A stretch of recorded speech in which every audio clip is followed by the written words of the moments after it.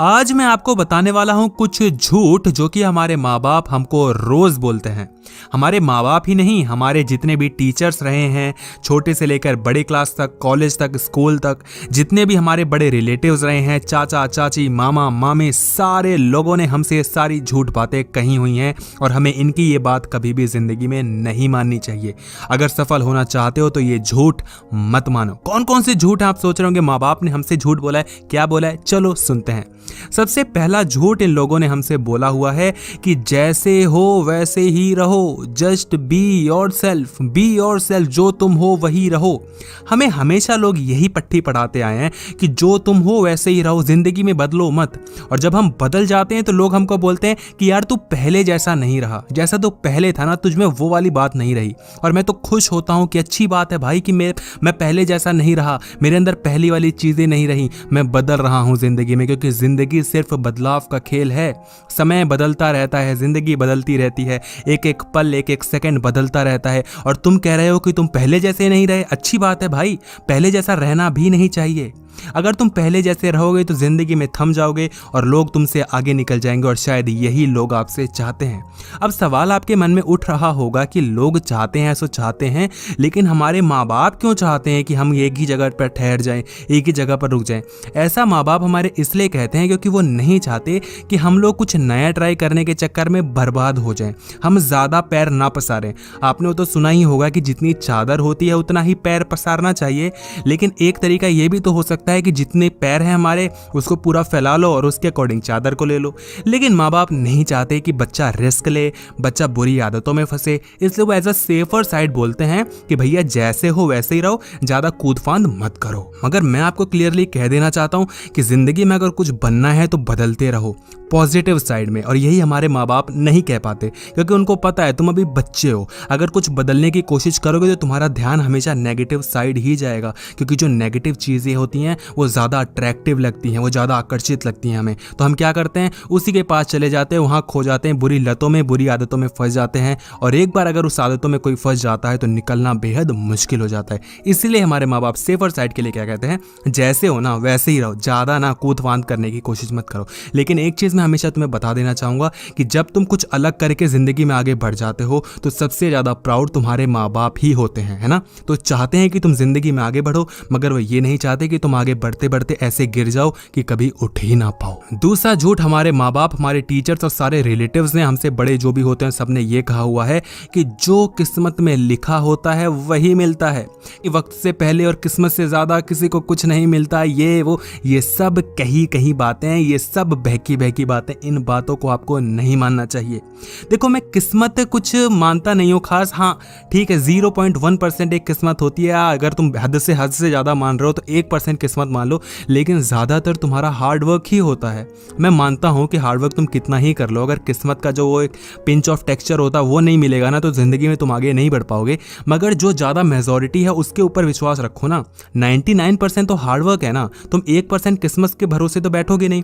और अकेली किस्मत ज़िंदगी में तुम्हें कुछ भी नहीं उखाड़ सकती भाई। अगर तुम्हें किस्मत से कोई अपॉर्चुनिटी मिल भी गई, फॉर एग्जांपल अगर मैं कहता हूं कि एक ऐसी सीट है जिसमें 1000 लोग पार्टिसिपेट कर रहे हैं और उसमें से सिर्फ 5 लोगों को ही वो चीज़ मिलनी है, वो जो भी पोजीशन है या जो भी वो अपॉर्चुनिटी है, तुम्हें मान लो मिल भी गई, लेकिन अगर तुम उसको ग्रैब करके आगे नहीं बढ़ पाओगे तो उसका कोई फायदा नहीं है ना। उसके बाद तो तुम्हें मेहनत ही करनी पड़ेगी ना। तो भैया मेहनत करनी ही पड़ेगी, मेहनत से तुम नहीं बच सकते।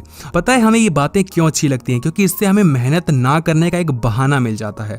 अदरवाइज तो सब कहते हैं मेहनत करो जिंदगी में आगे बढ़ो, तो वो चीज़ें हमें अच्छी नहीं लगती। लेकिन ऐसे में कोई इंसान आके कहे कि अरे मेहनत तो ठीक है मगर किस्मत का होना भी बहुत ज़रूरी है, तो हमें एक बहाना मिल जाता है अपनी असफलता को छुपाने के लिए कि यार मैं इसलिए सफल नहीं हो पाया क्योंकि मेरी किस्मत ही खराब है। हमें एक बहाना मिल जाता है, अरे मैंने बहुत मेहनत की है भाई, मेरी किस्मत ही अच्छी नहीं है। और जब कोई किसी की तारीफ करता है तो हम सिंपली कह देते हैं अरे उसकी किस्मत ही अच्छी है, पता नहीं कौन सी किस्मत लेकर आया है।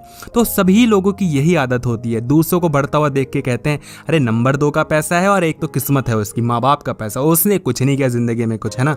और हम अपने लिए क्या कहते हैं, मेरी किस्मत ही खराब है, किस्मत कभी अच्छी मेरी चली नहीं। भैया देखो, किस्मत होती है नहीं होती वो बात का खेल फेल है, एटलीस्ट मेहनत होती है, तुम्हें पता है, तो मेहनत करते रहो। किस्मत को जब आना होगा साथ वो आ जाएगी, और नहीं आएगी तो एज अ बैकअप प्लान तुम्हारी मेहनत तो काम कर ही रही है ना।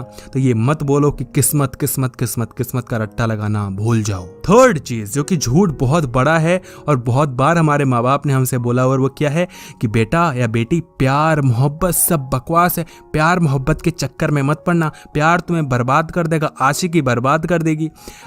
बहुत हद तक मैं मानता हूँ इस चीज को। देखो मैं सच सच बोलूं तुम्हें तो कि सच में वो कहते हैं ना जो ये कि प्यार मोहब्बत बकवास है, ये सच में बकवास है, मगर हर बारी नहीं, हर बारी बकवास नहीं है।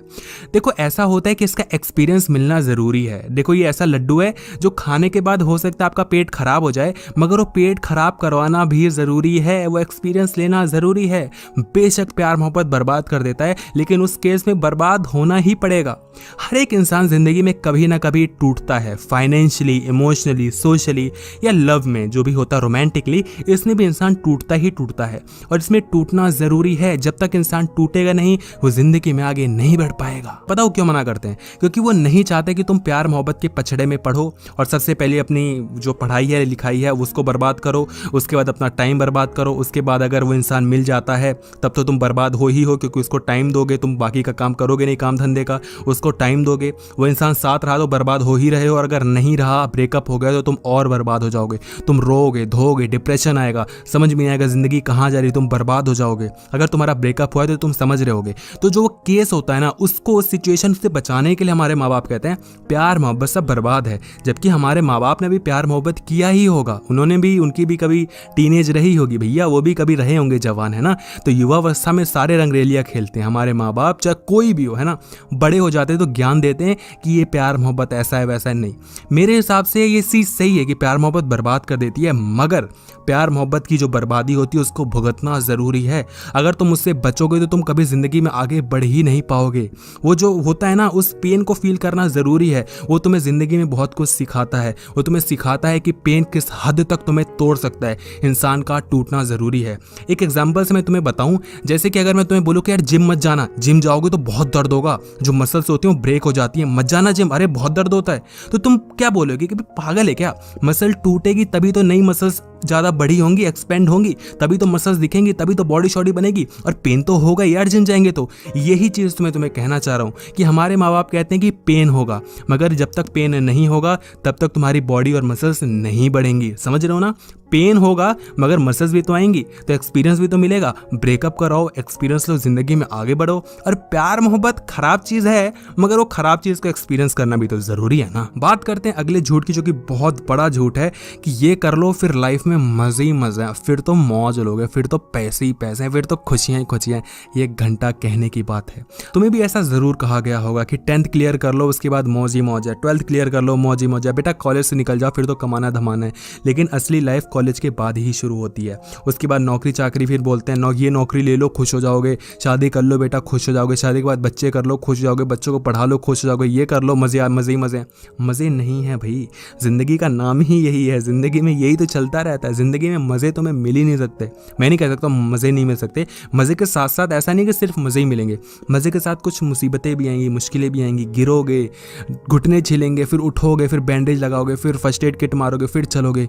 यही जिंदगी का हाल है। अगर तुम छुप छुप के खेलोगे जिंदगी को तो फिर मज़ा नहीं आएगा, और अगर मज़े चाहिए तो भैया शॉट्स तो पड़ेंगे ही ना, इधर उधर से फायरिंग तो होगी, बैंडेज तो मारनी पड़ेंगे, हील तो करना ही पड़ेगा, रिवाइव तो होना ही पड़ेगा।